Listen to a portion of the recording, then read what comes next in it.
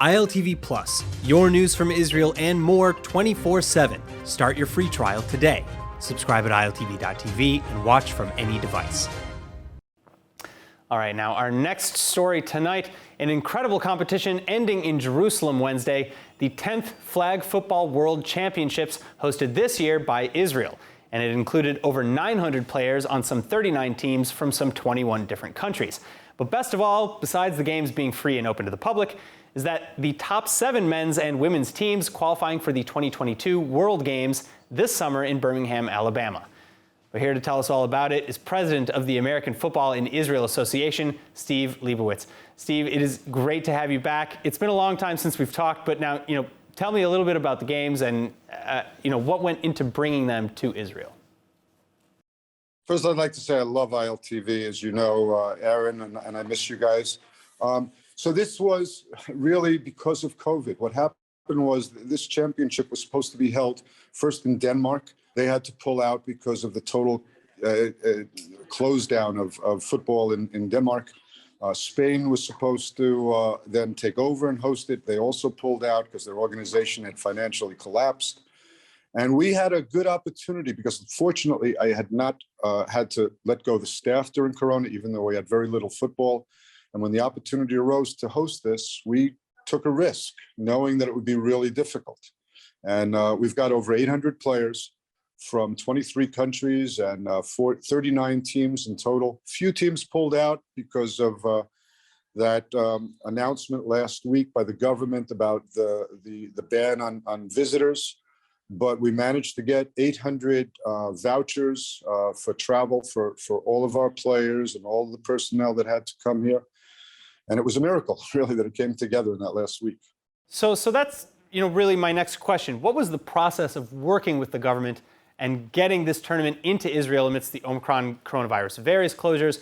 And did you run into logistics? There was about 24 hours, because it was on Saturday night it was announced, where I was kind of in shock. But by the morning, by the afternoon, we were on the line with top government officials who were totally invested. They came to our offices in Jerusalem and started making all of the necessary calls for the travel vouchers. And it was really up until the moment that people were getting on planes that they were still being issued the travel vouchers. Some of them came with misspellings and names and so on. I'll give you one example. The team from Brazil flew via Ethiopia, and we had one player stranded in an Ethiopian airport 15 minutes before he was about to get on the flight, and he didn't have the voucher. We had a government official from here, a top government official whose name I can't give you, who got on the phone with the officials in Ethiopia and made sure that that player got on the plane. It was really down to the wire, but everyone got here. Everyone has been testing safely. And thank God we've got a great international sports competition going.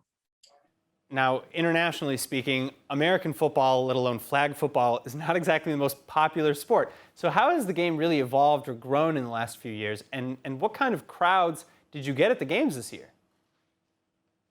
So I'll tell you, because of the game of tackle football has taken some hits in recent years because of concussions and so on. But the game of flag football is growing around the world, to the point that there are now over 60 countries where there's organized tackle flag football programs.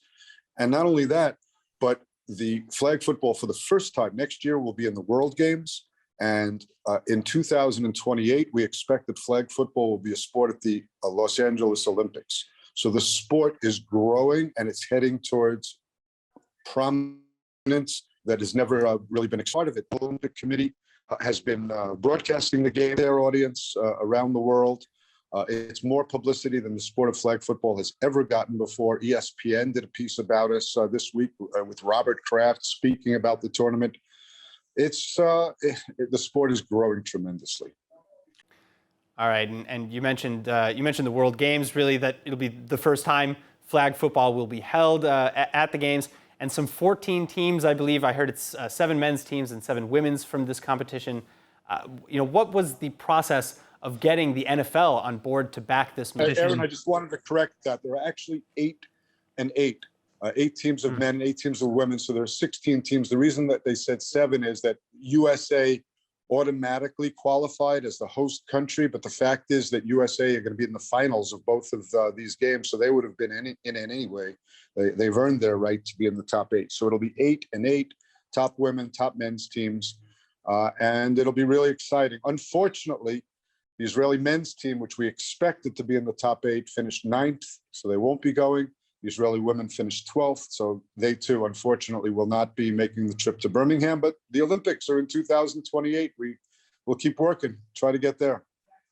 All right, Steve, good luck on getting to the Olympics, and thank you so much for meeting us and sharing with us this amazing tournament. Thank you. Thank you so much, Aaron. All the best.